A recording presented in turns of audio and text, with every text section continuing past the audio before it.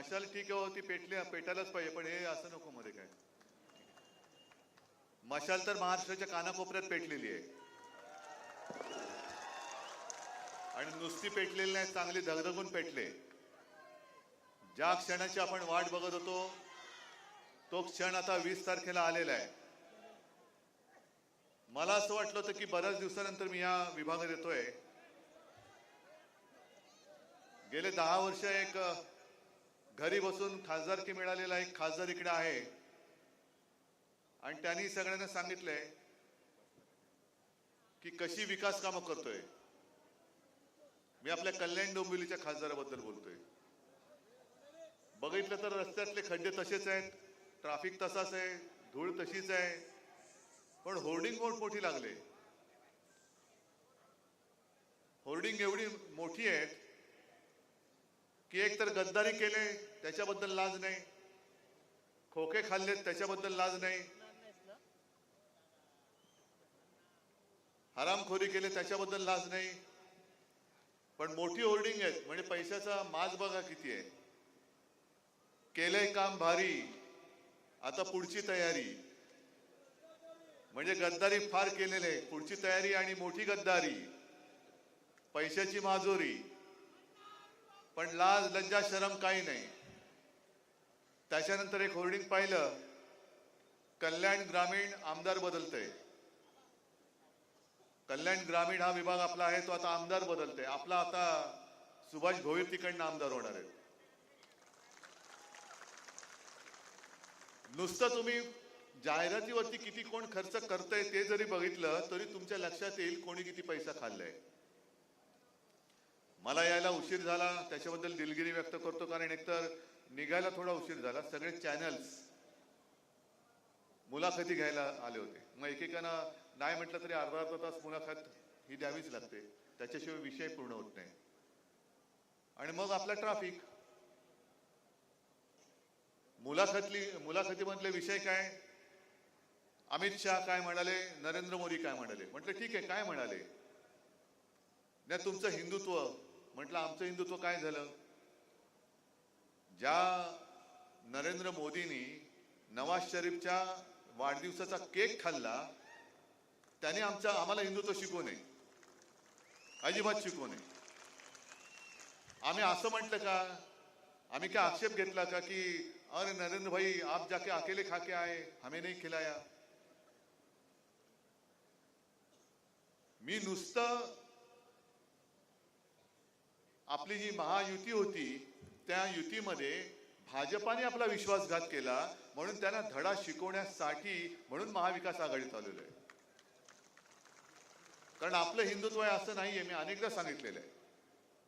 आम्ही सुद्धा प्रभू श्रीरामाला मानतो, हृदयात राम आणि हाताला काम देणारं आमचं हिंदुत्व आहे. मग अमित शहा आणखीन काहीतरी म्हणाले. म्हटलं हे सगळे ठीक आहे, पण आत्ताची जी महाराष्ट्राची निवडणूक आहे ती महाराष्ट्रासाठी फार महत्वाची आहे. तुमच्या अस्तित्वाची आहे का. म्हटलं माझ्या नाही, महाराष्ट्राच्या अस्तित्वाची आहे.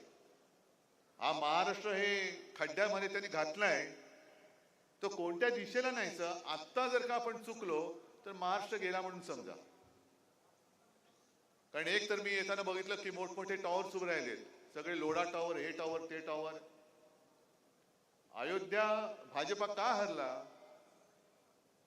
कारण तिथले जे खासदार घरी आले होते आपल्या, त्यांना मी विचारलं की तुम्ही जिंकलात, कमाल आहे तुमची, भाजपा का हरला.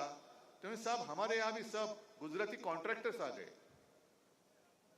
मग तिथे जे काही कार सेवक गेले होते आणि त्यांनी जे काही बलिदान केलं ते लोढासाठी केलं होतं का.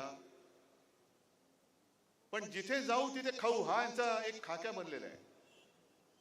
आणि त्यांची जी काही घोषणा आहे, लुटेंगे और बांटेंगे, महाराष्ट्र को लुटेंगे और दोस्तों में बांटेंगे, त्याच्या विरुद्ध मी मैदानात उतरलेलो आहे.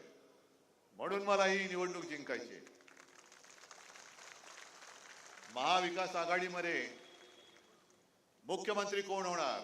म्हटलं आम्ही सगळे एकत्र बसून ठरवू ना, पण कोणत्याही परिस्थितीत महाराष्ट्र लुटणाऱ्यांना आम्ही मुख्यमंत्री होऊ देणार नाही, ही शपथ घेऊन आम्ही उतरलेलो आहोत मैदानात. आणि जर का प्रश्न विचारायचाच असेल तर तुम्ही देवेंद्रला विचारा, दाढीवाल्याला विचारा आणि अजित पवारांना विचारा.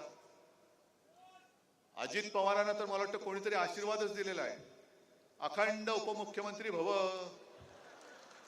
आपल्यात एक आशीर्वाद असतो ना, महिलांना देतात तसा, तसं यानं दिला कोणीतरी, अखंड उपमुख्यमंत्री भव.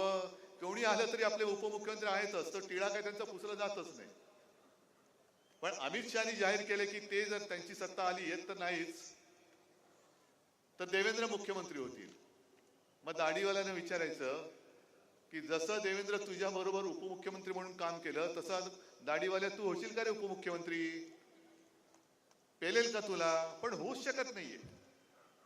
कारण महाराष्ट्र कधीही गद्दारांना साथ सोबत संगत देत नाही, गद्दारांचा कडेलोटच करतो. तो या निवडणुकीत होणार आहे. मग दुसरा प्रश्न आला, इकडे मोठ्या प्रमाणावरती माता भगिनी जमलेत, पण तुम्हाला लाडकी बहिणीचा काही परिणाम म्हटलं नक्की होणार. मग ते बघायला लागले, मग तुमचं कसं होणार? म्हटलं नाही, परिणाम असा होणार, सगळ्या माता भगिनी चिडल्यात आता. 1500 रुपये देऊन त्यांना असं वाटतं की जणू काही सगळ्या महाराष्ट्रातल्या महिला ह्या आपले नोकरच झालेल्या आहेत. जातील कुठे? पैसे देतोय तुम्हाला. कोल्हापूरचे त्यांचे जे खासदार आहेत मुन्ना महाडिक, त्याने उघड सभेमध्ये म्हटलं की या महिलांचे फोटो काढून द्या पाठवून, कारण आपल्याकडनं पैसे घ्यायचे आणि त्यांच्या सभेला जायचं असं चालणार नाही. कोण आहेस मुन्ना तू? आणि मग मी पण जाहीर सभेत इशारा देतोय, प्रत्येक सभेत देतो, याही सभेत देतो की इथे बघ किती माझ्या माता भगिनी आलेल्या आहेत.